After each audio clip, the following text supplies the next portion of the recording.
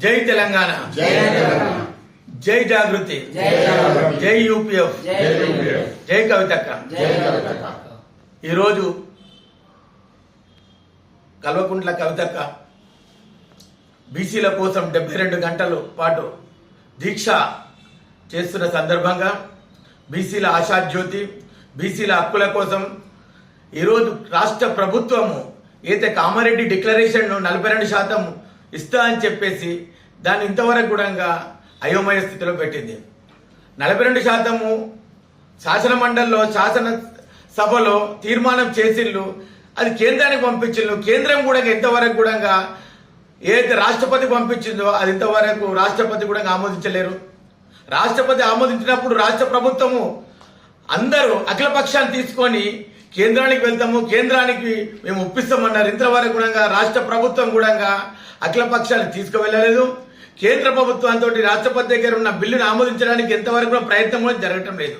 అదేవిధంగా 2018లో పంచాయతీరాజ్ బిల్లును దానికి సహకారంగా కొత్తగా ఆర్డినెన్స్ను మొన్న క్యాబినెట్ లో తీర్మానం చేసి గవర్నర్ పంపారు. కానీ గవర్నరు దాని న్యాయ సలహాలని దాన్ని కూడా అట్లా పెట్టినారు. ఈరోజు ఏదైతే తమిళనాడులో చేస్తున్నారో 9 నెలలైనా కానీ 9 సంవత్సరాల వరకు కూడా ఎలక్షన్ నిర్వహించలేరు. వారు ఏమన్నారు, బీసీ డిక్లరేషన్ అయిన తర్వాత, బీసీ రిజర్వేషన్ అయిన తర్వాతనే ఏసని కోర్టులో వేశారు. కానీ ఆ కోర్టు నుంచి వచ్చిన తర్వాతనే వారు తమిళనాడులో రిజర్వేషన్ ని అమలు చేసిళ్ళు. అదేవిధంగా రాష్ట్ర ప్రభుత్వం ఎందుకు హైకోర్టులు వేసలేదు, సుప్రీంకోర్టులు వేసలేదు? రాష్ట్ర ప్రభుత్వం ఏదైతే చెప్పిందో చిత్తశుద్ధి లేదా? ఈరోజు బీసీలు అంటే మీకు అంత చులకనే కనిపిస్తున్నారా? ఈరోజు ఏదైతే డిక్లరేషన్ చేసిల్లో మీరు ఏ డిక్లరేషన్ గవర్నర్ పంపిన డిక్లరేషన్ అదే ఆధారంగా పంచాయతీ ఎలక్షన్స్ పెట్టండి. ఏదైతే మీ డిక్లరేషన్ ప్రకారంగా దాన్ని కోర్టు కూడా సవాల్ చేసే అధికారం లేదు. అదే రకంగా మీరు డిక్లరేషన్ కరెక్ట్ చేశారు, అదే రకంగా మీరు చెయ్యండి అని చెప్తున్నాము. ఈసారి కాకపోతే ఎప్పుడు కూడా బీసీలకు న్యాయం జరగదు.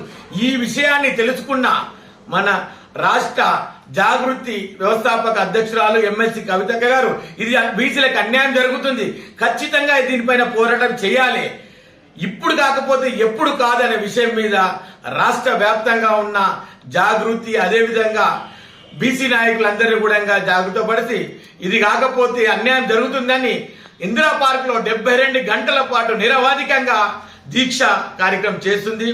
ఈ దీక్షతో రాష్ట్ర ప్రభుత్వం, కేంద్ర ప్రభుత్వం వెంటనే అమలు చేయాలని, బీసీ డిక్లరేషన్ అమలు చేసి 42% ఖచ్చితంగా రిజర్వేషన్, విద్యా ఉద్యోగ విషయంలో రిజర్వేషన్ ప్రకటించాలని కేంద్రానికి డిమాండ్ చేయడం జరుగుతుంది. ఇది ఇప్పుడు కేవలం దీక్షతో కాదు, గతంలో కూడా రైలు రోకో కార్యక్రమాన్ని కూడా మేము చేపట్టాము, అది కేవలం వాయిదా వేసుకున్నాం. ఇప్పుడు ఈ దీక్ష వల్ల బీసీలకు న్యాయం జరుగుతుందని కోరుకుంటున్నాము.